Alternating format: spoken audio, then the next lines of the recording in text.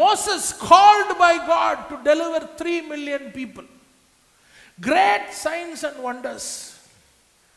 ஆனால் அதே மோசஸ் மேலே ஆண்டவருடைய கரம் இருக்கும் பொழுது, அதே மோசஸை 40 நாட்கள் மலையில் கூப்பிட்டு விசேஷமாக பேசும் பொழுது அவர் என்ன பண்ணுறாரு பாருங்க. யாத்ராகமம் 31வது அதிகாரம் 1வது வசனம். Then the Lord said to Moses, look, I have specifically chosen Bezalel, son of Uri, grandson of Hur, of the tribe of Judah.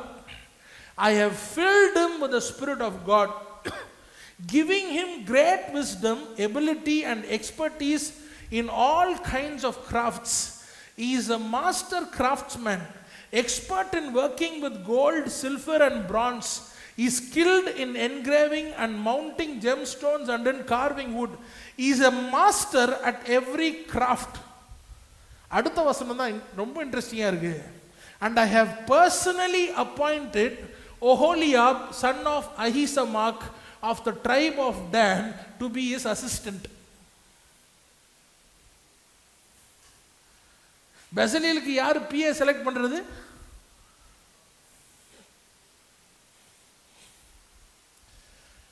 பெசலேலுடைய தாத்தா யாரு?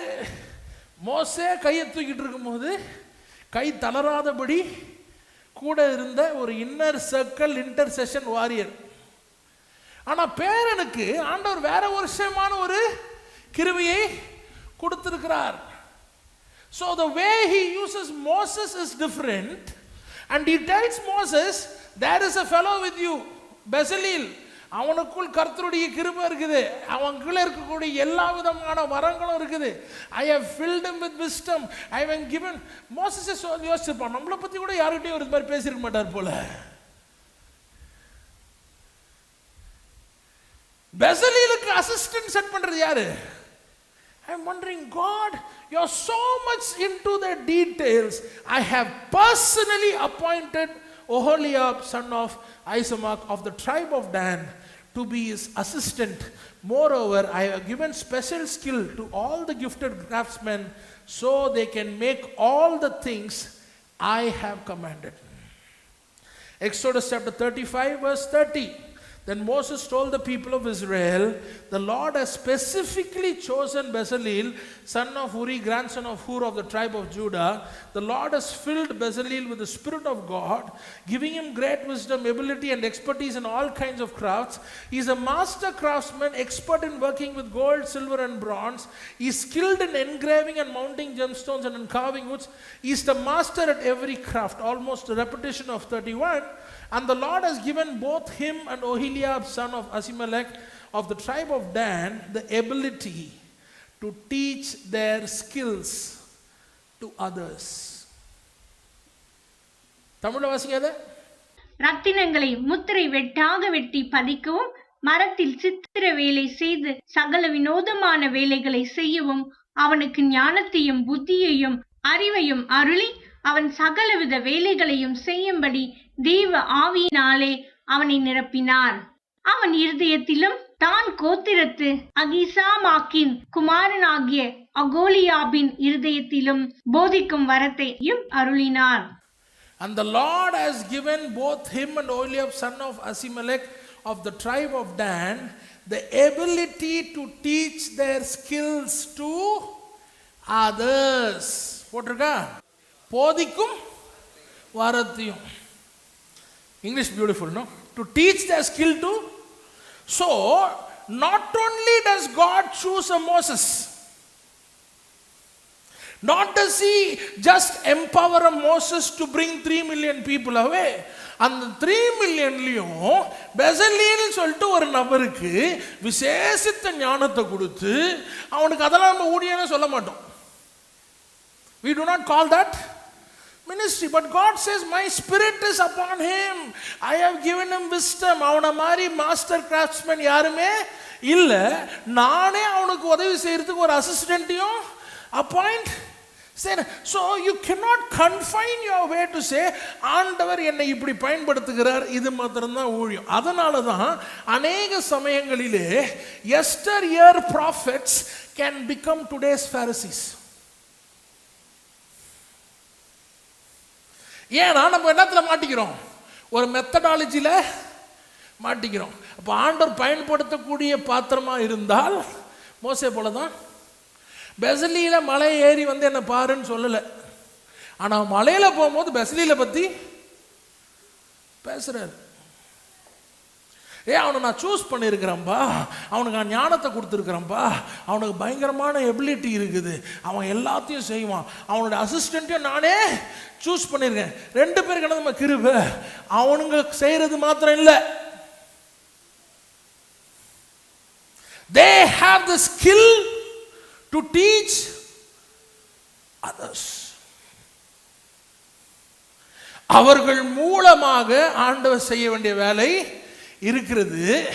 ஆனால் அவர்களை தாண்டியும் வரப்போற சந்ததிகளுக்கு சொல்லித்தரக்கூடிய கிருபை உள்ளவனா பார்த்து தேர்ந்தெடுக்கிறார். When God invests in you, maybe there is certain gifts in you which others do not see. ஆனா ஆண்டவர் சொல்றாரு, அது அவனுடைய கிருபை மாத்திரம் இல்லப்பா, அவனுக்கு மற்றவர்களை பாதிக்கக்கூடிய கிருபையா நான் கொடுத்திருக்கேன். இன்று கர்த்தருடைய ராஜ்யத்தில் இந்தியாவிலே ஆண்டவர் செய்த காரியத்தை இப்படி புரிந்திருந்தோம்னு வச்சுங்களேன், இன்னைக்கு தலைவர்கள் அதிகமாக எழும்பியிருப்பார்கள். இன்று சபையில் ஸ்பெக்டேட்டர்ஸாக நிறைய பேர் இருந்திருக்க மாட்டாங்க. அவங்களுடைய ஆவிக்குரிய தரம் வேற லெவல்ல வளர்ந்துருக்கும். ஏன்னா I am a great craftsman சொல்லிட்டு நான் மாத்திரம் பண்ணியிருக்க மாட்டேன். என்ன பண்ணியிருப்பேன்? உனக்கு பண்ண சொல்லி கொடுத்துருப்பேன். அப்போ ஆண்டவர் ஞானத்தையும் கிருபையும் ஸ்கில்லையும் எதுக்கு கொடுக்குறாரு? நீ நல்ல காரியத்தை பண்ணுவேன்னு சொல்றதுக்காக இல்லை. இல்லப்பா, மோசேவே நீ ஜெபம் பண்ணு, உன் மேலே இருக்கக்கூடிய ஆவியை நான் கொஞ்சம் தூக்கி என்ன பண்ண போகிறேன்? 70 மூப்பர் மேலேயும் வைக்க போகிறேன். So God is in the business of continuing His work. He is not here to develop anybody's personal resume. அதை புரிந்து கொண்டால் நான் கிதியோனாக இருந்தாலும் ஒரு 300 பேர் எனக்கு தேவை. அந்த 300 பேர் ஆண்டவர் ஃபில்டர் பண்ணி எனக்கு தருகிறார். People who will not compromise. What is today's Christianity? Mostly it has become consumer driven. கர்த்தரிடத்தில் வந்தா எனக்கு என்ன கிடைக்கும், அதற்காக நான் எதை விலைக்கிரயத்தை செலுத்த விரும்புகிறேன். 97% காம்ப்ரமைஸ் பண்ணாலும் நான் 3% இருந்தாலும் அந்த 3% வைத்து ஆண்டவர் என்ன சொல்றாரு? எனக்கு 3% கிடைச்சா போதும்டா, I will do wonders. The question is, unless otherwise you give a clarion call, they are not going to come. யார் உங்களை இணைய வேண்டுமோ அவர்களை ஆண்டவர் அனுப்பிடுவார். ஆனால் நீங்கள் கூப்பிடும்போது எவனோ வரமாட்டான். But when God's call is there, both the people come because of the work of the Lord.